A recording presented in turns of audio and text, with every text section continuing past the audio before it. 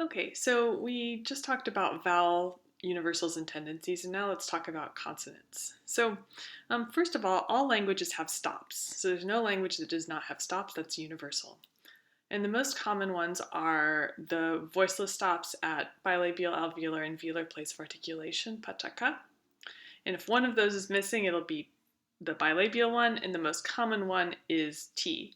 And again, this is something that there's actually interesting reasons for, which is beyond the scope of this class, but it's not just random that that if one's missing, it's going to be P. The most common fricative is S, the next most common is F, and most languages have at least one nasal, usually N, or if it has two, M and N. And most languages have at least one liquid.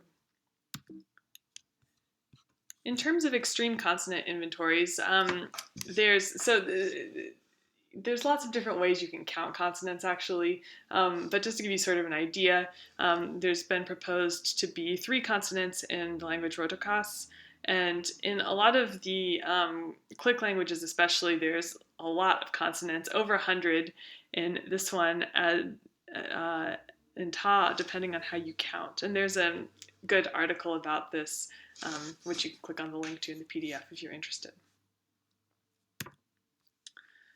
Syllable structure. So all languages allow CV syllables. So remember from L2 acquisition, and L1 acquisition, this is the least marked type of syllable. But languages usually have restrictions on the sorts of consonant sequences that are permitted in onset or coda, if they permit coda at all. So complex onsets or codas, which complex means there's more than one segment, those are rarer than simple onsets or codas. And a tendency is that syllables follow the sonority requirement, but as we've learned in the past, that is just a tendency, not a hard constraint or a universal. And we talked about implicational universals already in second language acquisition, and these are particularly important in describing typological patterns. So remember, we can write it in this formulation where we can say oral vowels are implied by nasal vowels. And what that means is if a language has nasal vowels, it will also have oral vowels. You need to know the implicational universals that are described in your book regarding vowel length, nasality, voicing, manner of articulation, and syllable structure. And you might be asked questions such as the following. So if we give you a consonant inventory, if we say these are the consonants of a language, does this obey the implicational universal about consonant voicing? So if you look here, there's pataka badaga. So in order to answer this, we look at the implicational universal about voicing, and we see that voiceless obstruents are implied by voiced obstruents. That means if there are voiced obstruents, then there are also voiceless ones. And in this case, that's true. We have voiced obstruents, but we also have voiceless ones, so this obeys the universal. Here, does this consonant inventory obey the implicational universal about manner? So here we have stops, voiceless and voiced, and then we also have affricate, voiced and voiceless.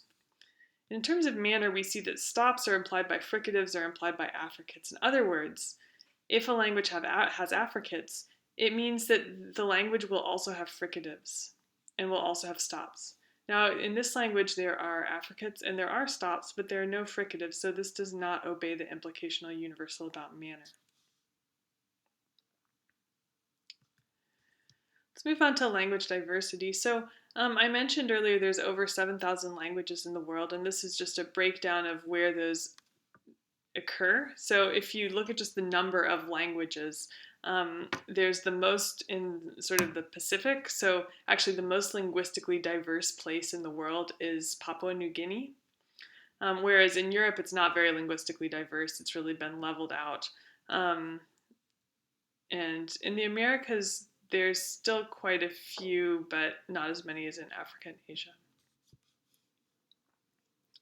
Now, if I asked you the top 10 languages based on the number of native speakers, what would you say it is? So This is from Ethnologue, I think a couple of years ago. Ethnologue is a source about languages that's actually it has a lot of information, especially about sort of the number of speakers and where it's spoken. So I encourage you to check that out.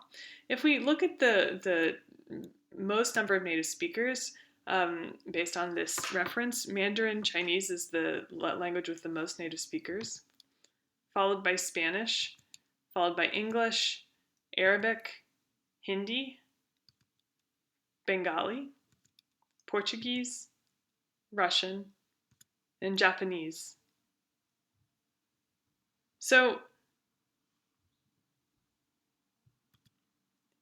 the last slide shows very large numbers of speakers for the world's top languages. These are hundreds and millions of speakers.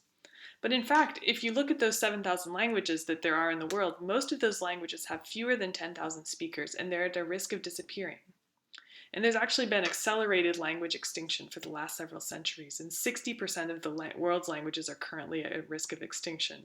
And what that means is that few, if any, children are learning and speaking the language at home.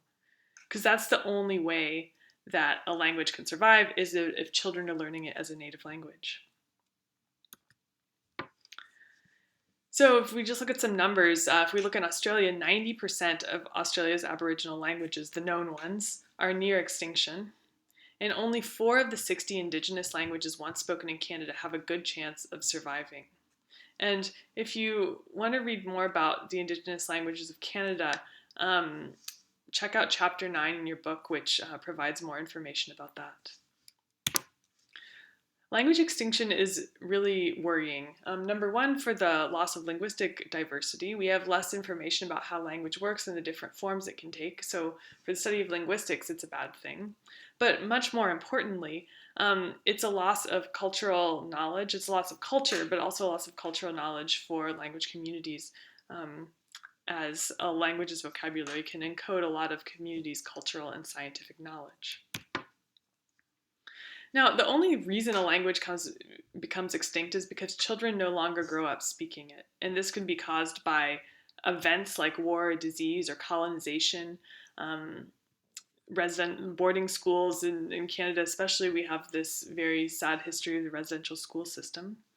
And sometimes because parents just favor a different language and encourage their kids to speak a different language, or the children, this isn't on the slide, but children themselves prefer to speak the language of community, which tends to be also the language of power.